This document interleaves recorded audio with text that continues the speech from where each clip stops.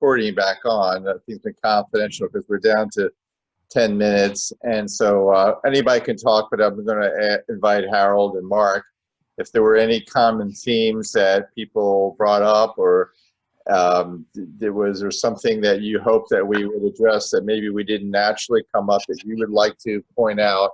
Now would be a good time to throw that in. Sure, thank you. Mark, I know there were a couple other paragraph portions that you'd identified. I don't know if you wanted to address those right now. Sure. You know, let me just touch, because we are recording, just going to touch briefly on a few things that people have raised. The idea of a life of trauma being lifted up by having a child born into the family. Somebody mentioned being in touch with nature, connecting with each other, using the technology of our liturgy. Rab Nachman, who we know is in deep depression, declaring there's no such thing. I'm not sure if his word was no depression or no anxiety, but almost willing himself out of that state and into a different state. I think it was Alan mentioned this notion that right after 9/11, people came out to help, and how do we release those seeds of compassion in people? Life is difficult. Life is also good, and being immense one little bit at a time. So those are things that we've raised as a group. I wanted to go back to one comment that someone looked at the text I pointed out as God messing up. I personally see it as God can do anything. The way these stories are written, God is modeling for us when there's a mess up, what do you do about it? We're never going to have perfect lives. We're never going to all be angelic. How do you face that reality and then re-alter your course? So that's my look at it. So the last bit I want to give, a Jewish text. The Talmud asks what happens when we get to heaven, and we're told that there are 5 questions we are asked. One of the 5 questions is Tzipita b'Yeshuah. Did you find a way to invest yourself in hope? It's an amazing question. That question says that the world is a place that can destroy your hope. And did you find a way? That's one of the 5 things you'll be at. First thing you're asked is, were you honest in business? In other words, did you take your values into every part of your life? But one of the questions is, Tzipite b'Yeshuah, did you invest yourself in hope? And in fact, in Hatikva, our national anthem, there's the word Sophia, which is a reflection of that I've invested myself in a vision. And I think in some ways that's the answer, that we, in the face of how hard the world is, we need to just keep reinvesting in what can be. And if I can take one more minute, Rabbi Jonathan Sachs once said that no Jew can afford to be an optimist given our history, but that we must be full of hope. Optimism is maybe it'll work out. Hope is, I hope that with the action I take, I can make a difference. So I'm going to stop there. DeMarty. And I would add that I think the comments, there were a couple themes from the comments, and using some of the words that I think Alan said in the beginning, hopeful and frightening, but there's also promise and future, and action is the antidote to the antidote to fear is action. And so we look at some of these things that have gone on, and we realize, I think Mark Cronish is the one who talked about how you look back at the Torah portions, and much like I said, that I was thinking back to my grandparents and great-grandparents. We go back and we see things, and the question is, what are you learning, and what are we advancing? But I think what we're seeing from these comments is that there is hope, and that there is optimism, and that we are moving forward. And there was, as I was preparing for this, I was looking at there were a lot of articles, and this is actually a pretty common theme of trying to figure out, fear and uncertainty. And one of the quotes, things that I came across was an article.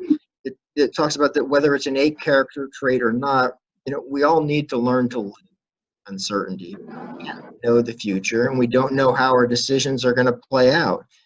And then it went on to talk about, that we want certainty because it offers the illusion of control, and we don't have it because God wants to spare us this illusion, and he wants to recognize that ultimately it's God that's in charge. And it's an interesting question as to whether that you can control things or whether it's faith that keeps you moving, because is God's ultimately looking out as doing these as lessons to us, and to help us maintain faith and to keep moving forward. And I think it raises some tough questions. And I think there's a lot going on these days. But as people in the past have moved on, I think that gives us also the hope that we too can move on. And I thought it was also very, as Mark pointed out a moment ago, the comment also reminding that when there are tragedies, and we hear unfortunately too many tragedies, there is always there are the good stories of the hope that's come out of it and the good deeds that come out. And I think that's the positive lesson that we need to remind ourselves of moving forward.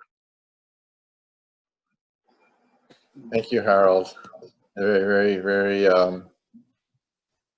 nice sharing. People opening up their hopes and fears.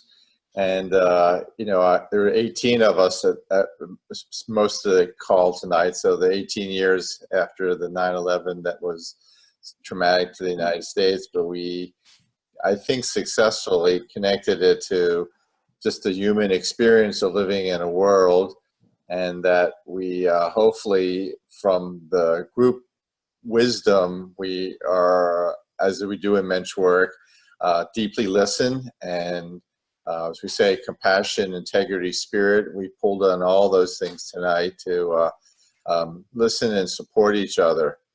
And so for those of you that, regularly come here, our hope is that, we can take this energy not only on our retreats, but, in webinars and other programming.